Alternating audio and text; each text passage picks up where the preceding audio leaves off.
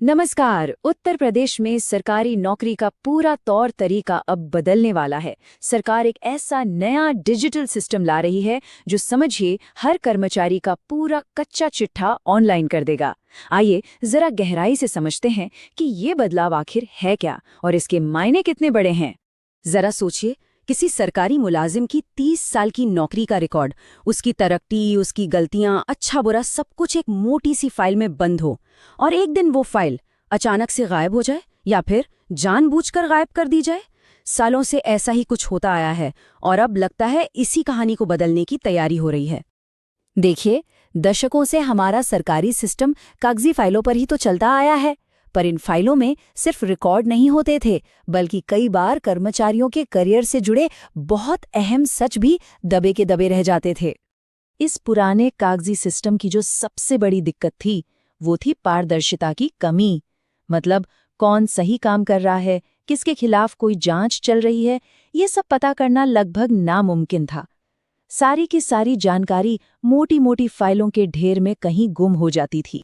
लेकिन अब कागज के इस राज को खत्म करने के लिए एक नया सरकारी आदेश आ गया है और यकीन मानिए, ये आदेश एक ऐसा नियम लेकर आया है जो सब कुछ बदल कर रख देगा। तो ये नया नियम कहता क्या है? सीधा सा हिसाब है। अब से हर सरकारी कर्मचारी के खिलाफ, चाहे कोई भी जांच हो, कोई विभागीय कार्रवाई चल रही हो या भ्रष्टाचार से जुड़ा कोई विजिलेंस केस हो, उसकी जानकारी ऑनलाइन दर्ज करना कंपलसरी होगा। और ये आदेश नियुक्ति विभाग के प्रमुख सचिव एम देवराज ने जारी किया है। मतलब इस मामले को बहुत ही ज्यादा गंभीरता से लिया जा रहा है। तो ठीक है, नियम तो आ गया, पर सवाल ये उठता है कि ये सिस्टम असल में काम कैसे करेगा।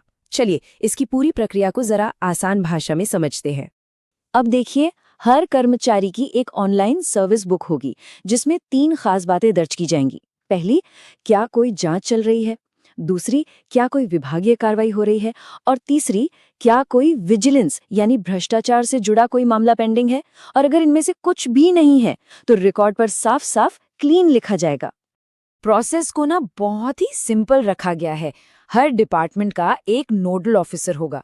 वो पोर्टल पर लॉगिन करेगा, कर्मचारी की स्टेटस के आगे बस हाँ या नहीं में जवाब देगा और डेटा सबमिट कर देगा। और सबसे जरूरी बात, इस जानकारी को रेगुलरली अपडेट करते रहना अनिवार्य होगा। ठीक है, सिस्टम तो समझ आ गया, पर असल सवाल तो ये है कि सरकार आखिर ये सब कर क्यों रही है?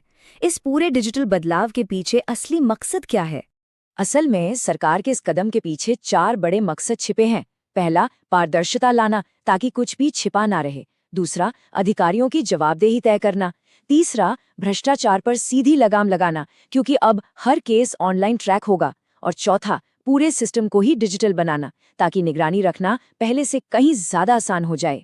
और हाँ, ये फैसला अकेला नहीं है, ये एक बड़ी पिक्चर का हिस्सा है। सरकार का टारगेट है कि 2026 तक सभी कर्मचारियों की जो वार्षिक गोपनीय रिपोर्ट होती है यानी ACRs, उसे भी ऑनलाइन कर दिया जाए। मतलब एक ऐसे सिस्टम की तैयारी हो रही है जहां सरकारी कामकाज से जुड़ा हर रिकॉर्ड पूरी तरह से डिजिटल और पारदर्शी हो। तो अब आते हैं सबसे अहम सवाल पर। इन सब चीजों का सरकारी कर्मचारियों पर असल में असर क्या पड़ेगा? उनकी नौकरी और करियर पर इसका क्या प्रभाव देखने को मिलेगा? इस बदलाव का असर बहुत सीधा और साफ है। पहले क्या होता था? जांच की जानकारी फाइलों में ही कहीं दबकर रह जाती थी, लेकिन अब सब कुछ ऑनलाइन होगा। इसका सीधा सा मतलब है कि हर जानकारी को आसानी से ट्रैक किया जा सकेगा, उस पर नजर रखी जा सकेगी और हाँ, वक्त पर एक्शन भी लिया जा सकेगा। तो कर्मचारियों के लिए इसका सीधा मतलब ये है कि अब कुछ भी छिपाना लगभग नामुमकिन होगा। किसका प्रमोशन होगा, किसकी पोस्टिंग कहाँ होगी, ये सब अब काफी हद तक कर्मचारी के ऑनलाइन रिकॉर्ड पर निर्भर करेगा। सरकार की नज़र अब हर किसी के काम पर, हर किसी के रिकॉर्ड पर होगी। तो ये तो बस एक शुरुआत है, लेकिन ये हमें एक बहुत बड़े सवाल पर सोचने के लिए छोड़ जाता है। अगर सरकार का हर एक काम इसी तरह पूरी तरह से पारदर्शी हो जाए तो हमारे समाज और हमारे शासन में क्या क्या बदल सकता है? ये एक ऐसा सवाल है जिस पर सोचना बनता है।